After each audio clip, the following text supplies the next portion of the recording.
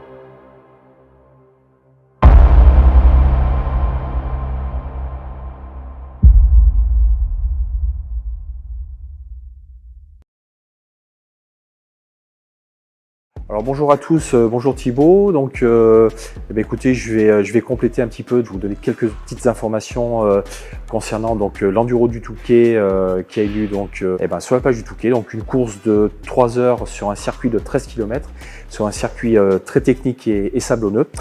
Donc cette année, il y avait 1300 participants donc en moto. Et sur la course quadro, donc la course quad, qui est également une course de 3 heures sur le même circuit 13 km avec un nombre de participants de 360 quads. Donc l'Enduropal a été remporté par Todd Kellett, un champion donc anglais du team Yamaha, qui a donc devancé son compatriote Milko Potisek, qui était également dans le team Yamaha, mais qui a malheureusement cassé son moteur. Donc Todd a pris la victoire cette année sur l'Enduropal. Sur la course quadro, donc victoire de Randy Navo, coureur français du team Yamaha. Alors petit clin d'œil parce qu'on a pu rencontrer également notre célèbre pilote féminine Betty Kraft, avec qui on a pu échanger sur cet Enduropal. Eh bien, écoute, ça y est, le quad est en parc fermé, donc ça commence un petit peu à monter en pression dans la tête. Et j'ai hâte, je suis allé voir les motos hier et le vintage. On a regardé aussi à la télé la piste pour voir un petit peu, tu sais qu'il y avait des pièges et tout ça. Bon, hâte d'y être maintenant et puis pour le plaisir bien sûr, surtout pour le plaisir.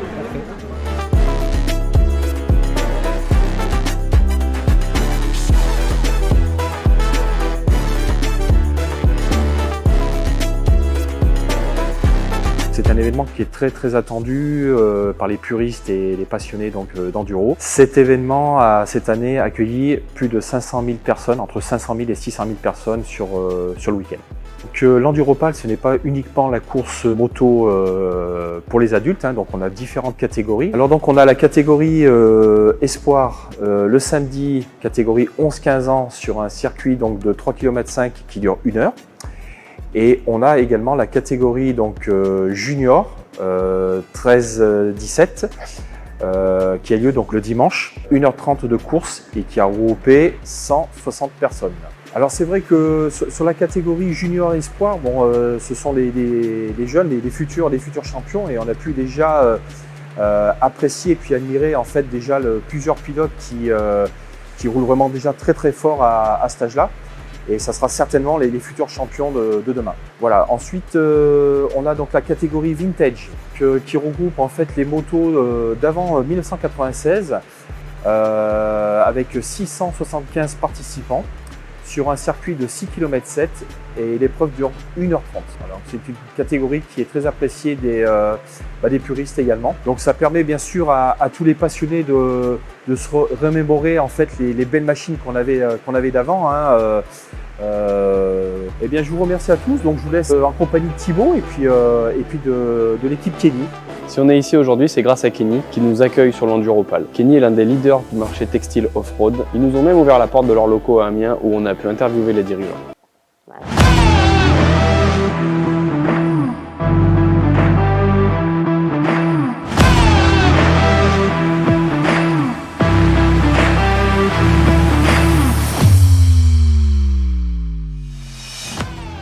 Nicolas Roussel, donc responsable marketing et commercial de la société Kenny. Qu'est-ce que Kenny? Alors Kenny a été créé en 1981, 42 ans aujourd'hui. Initialement, c'était une marque spécialisée dans la moto tout-terrain. On faisait pas mal de produits personnalisés à la base et la marque Kenny est arrivée 5-6 ans après. On a sorti des produits un petit peu spécifiques, vraiment pour le motocross, mais initialement vraiment c'était de la personnalisation. Comment ça a été créé? En fait, c'est un couple passionné de MX, monsieur et madame Sarah, qui avaient leur fils qui roulait en motocross, en championnat de France mini-hiver. Et en fait, la maman avait un petit peu de mal à repérer son fils parmi les autres pilotes sur les circuits. Elle était passionnée de couture, donc elle s'est dit je vais lui faire un maillot pour essayer de le différencier un peu et puis essayer de le reconnaître par rapport aux autres pilotes qui étaient dans le même championnat que lui. Elle a fait le maillot, il y a d'autres mamans qui l'ont vu, qui ont voulu en acheter, et puis là ils se sont dit pourquoi pas monter une marque et créer une marque, et c'est comme ça, voilà, c'est comme ça qu'est né Kenny. Pourquoi le nom Kenny? Initialement à l'époque c'était un petit peu la mode des marques un petit peu américaines, des noms américains, et le propriétaire s'est dit Kenny ça peut être une bonne idée, donc il n'y a pas de réelle raison à la dénomination du mot Kenny, mais bon, ça a été, voilà, ça s'est fait un petit peu comme ça. L'entreprise a été rachetée en 2003 par Pierre Guillemin et Eric Dumini. Moi personnellement j'y suis depuis 2005. Donc on a continué à faire et à développer toute une gamme de produits moto. Au moment de l'essor du marché du quad et au début du marché du quad, ça devait être dans les années 2000. On s'est tout de suite intéressé au marché. On s'est dit qu'il y avait quelque chose à faire. C'était un tout nouveau marché qui arrivait. Il n'y avait pas de produits spécifiques qui existaient. Les quads sortaient, mais c'est vrai que ils étaient en treillis, ils étaient en jean, ils étaient voilà, avec des produits un peu plus de chasse mais il y avait rien. Donc on s'est dit pourquoi pas développer une gamme, une collection. Donc c'est là qu'on a sorti les premiers produits spécifiques pour le quad. On a eu une tenue, on a eu un casque et est venu ensuite une paire de bottes. Et c'est comme ça que Kenny est rentré dans le monde du quad. Donc il y avait à l'époque des salons spécifiques, notamment le salon du quad, le mondial du quad à Valloire, qu'on a fait, sur lequel on a participé dès le début. Et puis on a été partenaire de gros événements sportifs dans le quad, notamment les 12 heures de Pont de Vaux, sur lesquels on est partenaire depuis quasiment le début. Suite au quad, il y a maintenant 13 ans, on s'est dit qu'on allait essayer de se diversifier. Et là, on a lancé une gamme de produits vélo qui aujourd'hui s'est développée de plus en plus. On s'y intéressait, mais c'était tout nouveau pour nous. Ça a été un nouveau challenge. Ça nous a permis aussi de voir un autre milieu, de sortir des produits techniquement différents de ce qui se faisait sur la moto. Ça nous a permis d'évoluer, ça nous a permis d'avancer. Aujourd'hui, après 13 ans de travail sur la collection, sur le marketing, sur la marque commence à être à maturité sur le vélo. Il y a encore beaucoup de choses à faire, mais on commence à être à maturité. Sur le vélo, on est principalement, comme on l'est sur la moto, sur l'off-road. On a une collection là un peu plus gravel qui a vu le jour il y a 2 ans, mais on reste quand même très basé sur l'off-road, dans le vélo, le BMX, tout ce qui est sport de montagne, le downhill, l'enduro et le cross-country. On organise tous les ans le Kenny Festival, le 2e week-end de septembre, qui aujourd'hui est l'un des plus gros événements français du moto tout-terrain et du quad. Aujourd'hui, il y a presque 2300 pilotes qui participent au Kenny Festival, toutes catégories confondues. C'est un énorme événement, tout un week-end qui rassemble des pratiquants, des passionnés. Voilà, aujourd'hui, le Kenny Festival, c'est une rando quad tout le week-end. C'est une rando enduro, moto. C'est des courses de cross en moto. C'est un salon qui réunit tous les acteurs français de la moto et du quad. Des gens comme Polaris Expose, des gens comme Yamaha, comme Honda. C'est vraiment devenu voilà, un événement à part entière. On a fêté notre 20e édition, donc c'est un événement qui est en place depuis très longtemps et sur lequel on investit énormément. Ce week-end, bien évidemment, nous étions à l'Enduropal du Touquet, événement qui nous tient énormément à cœur pour plusieurs raisons. Déjà parce que c'est à côté de chez nous, on joue quasiment à domicile.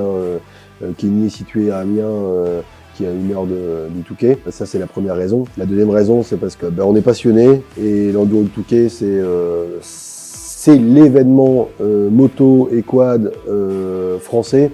Ce week-end, il y avait quand même plus de 500 000 personnes sur les 3 jours. Quel événement aujourd'hui réunit autant de personnes dans n'importe quel sport? il n'y en a pas beaucoup. C'était top. Nous, aujourd'hui, on est partenaire de l'Enduro Touquet depuis plus de 20 ans. C'est un événement sur lequel on est présent tous les ans. Et je pense que c'est un événement sur lequel on continuera à être présent longtemps, qui nous tient vraiment à cœur. Donc aujourd'hui, avec Kenny, bon, comme je vous disais en préambule, on est présent donc sur le marché de la moto, tout terrain. Sur le marché du quad, le vélo qui prend une part de plus en plus importante de notre activité. Aujourd'hui, on a une réelle différence avec pas mal de nos concurrents, c'est la production. On maîtrise aujourd'hui la production de nos produits.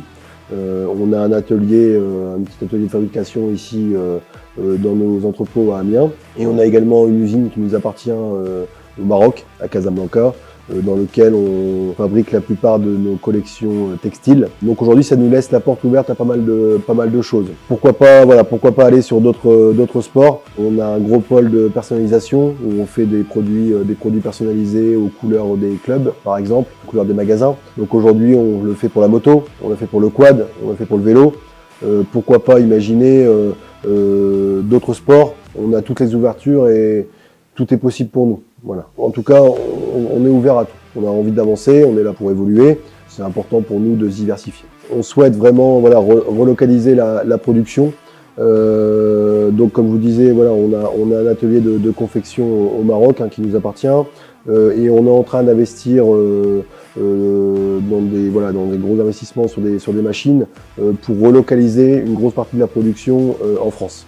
Pour nous, c'est quelque chose qui nous tient à cœur pour pouvoir être plus réactif, pour pouvoir contrôler la qualité des produits. C'est un savoir-faire qui, avec les années, s'est perdu au niveau de la production. C'est quelque chose que nous, on a gardé parce qu'on a encore un petit atelier de production ici et qu'on souhaite perdurer et faire grossir. Donc pour nous, c'est important effectivement de pouvoir maîtriser, de recontrôler cette production en local. Merci à tous d'avoir regardé la vidéo. On se retrouve très rapidement pour une prochaine vidéo. N'oubliez pas de vous abonner, de liker et partager.